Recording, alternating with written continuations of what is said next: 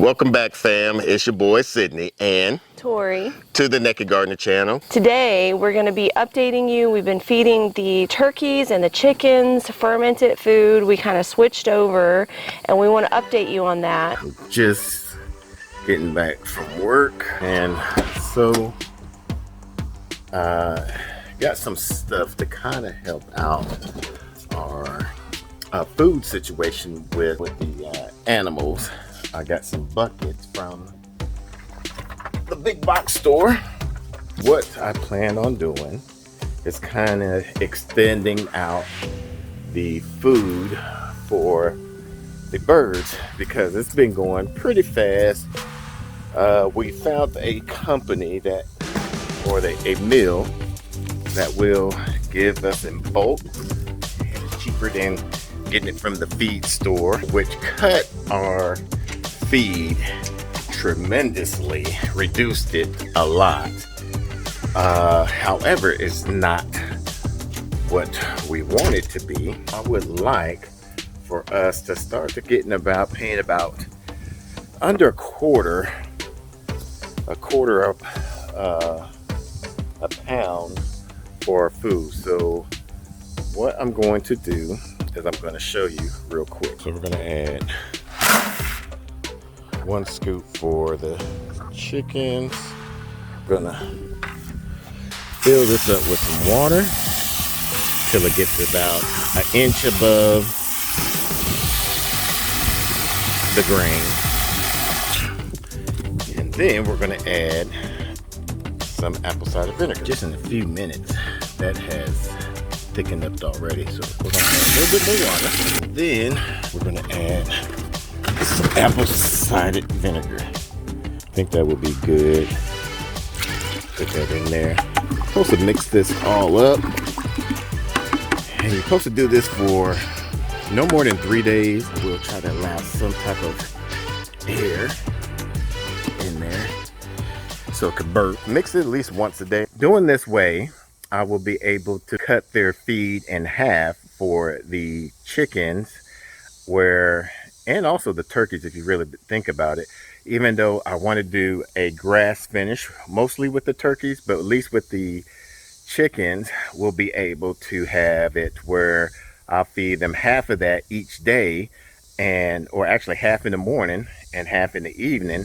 That basically cuts their feed off all in all, and if this works, we'll be good to go. So we're getting close to starting to send these turkeys off to freezer camp, and this is our first time ever doing this by ourselves. We're first time generation farmers, so if you like these types of videos, make sure you give us a thumbs up. We just finished setting up the process station for when we're sending these guys off to the camp this weekend. We'll show you that a little bit later.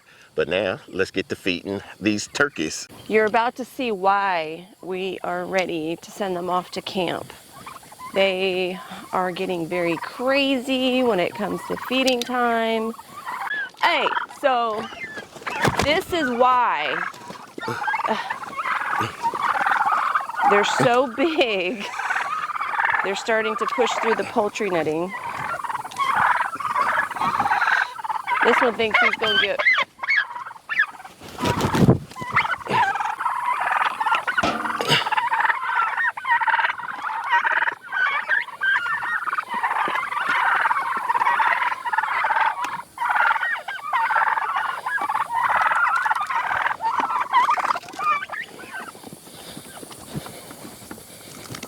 They love that fermented feed. He's spreading it out a little bit over there because they just crowd each other out. And a few of them are smart enough to know. So they will go looking for the person with the bucket. It's funny when they make that little call, that the boop, boop, boop, boop, boop, how everybody else goes over and runs like, what'd you find? What'd you find?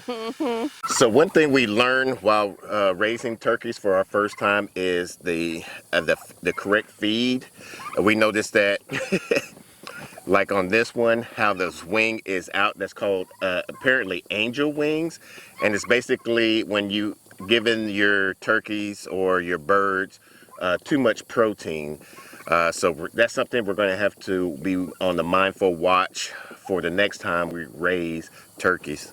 What do we need to do differently with the feed? Because I'm ignorant about Well, that. I think because we were at one time giving them some of the egg laying feed to them, we should just give them the game bird, or specifically geared for wild birds like turkeys, ducks, guineas, and other type of fowl.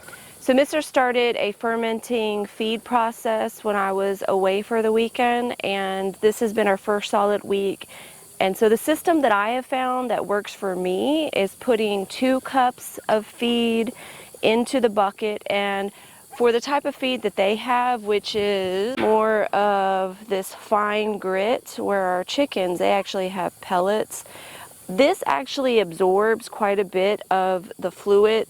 I have found initially we started with 1 inch of water, but I've been going to like 1.5 inches of water because it just really fluffs up. And then with, I kind of eyeball the 2 tablespoons of the apple cider vinegar and just mix it up. Now after I get this mixed up, my system to tell the difference is I always put the blue lid on the second day feed, and this one is going to be ready tomorrow. You can see how it fluffs up like that. I go ahead and mix it just to give it another mix before the next day,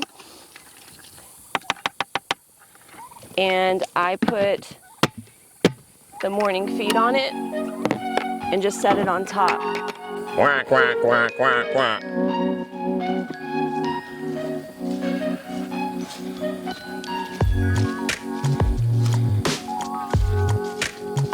He's answering you. Quack, quack, quack. I like watching everybody else get fed.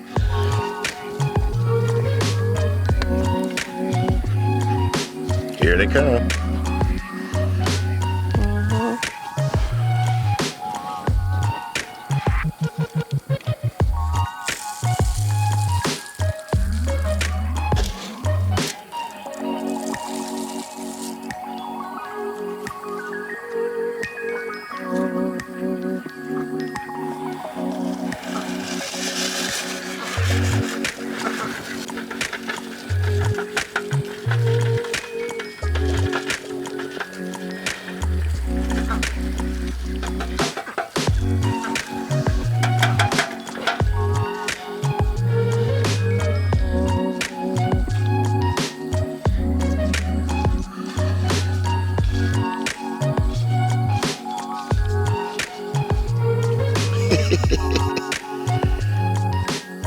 They're so silly.